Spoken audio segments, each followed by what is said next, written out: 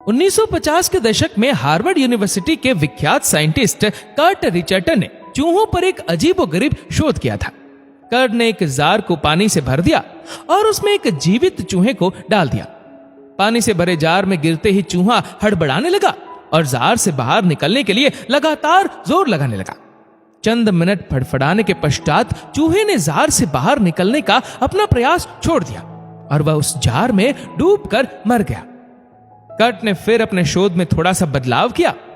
उन्होंने एक दूसरे चूहे को पानी से भरे जार में पुनः डाला। चूहा जार से बाहर आने के लिए जोर लगाने लगा। जिस समय चूहे ने जोर लगाना बंद कर दिया और वह डूबने को था, ठीक उसी समय कर्ट ने उस चूहे को मौत के मुंह से बाहर निकाल लिया।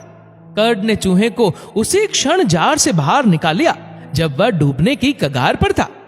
चूहे को बाहर निकालकर कर्ट ने उसे सहलाया, कुछ समय तक उसे जार से दूर रखा और फिर एकदम से उसे पुनः जार में फेंक दिया।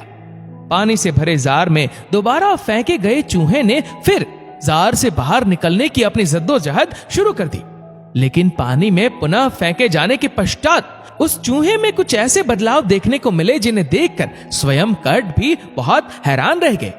कर्ट सोच रहे थे कि चूहा बमुश्किल 15-20 मिनट तक संघर्ष करेगा और फिर उसकी शारीरिक क्षमता जवाब दे देगी और वह जार में डूब जाएगा, लेकिन ऐसा नहीं हुआ।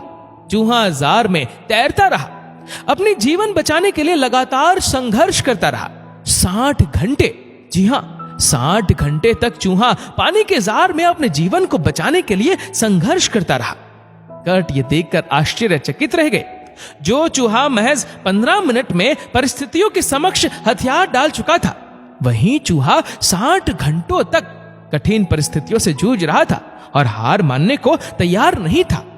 कर्ट ने अपने इस शोध को एक नाम दिया और वह नाम था द होप एक्सपेरिमेंट। होप यानी आशा। कर्ट ने शोध का निष्कर्ष बताते हुए कहा कि जब चूहे को पहली बार जार में फेंका गया तो वह डूबने की कगार पर पहुंच गया। उसी समय उसे मौत के मुंह से बाहर निकाल लिया गया, उसे नव जीवन प्रदान किया गया। उस समय चूहे के मन मस्तिष्क में आशा का संचार हो गया।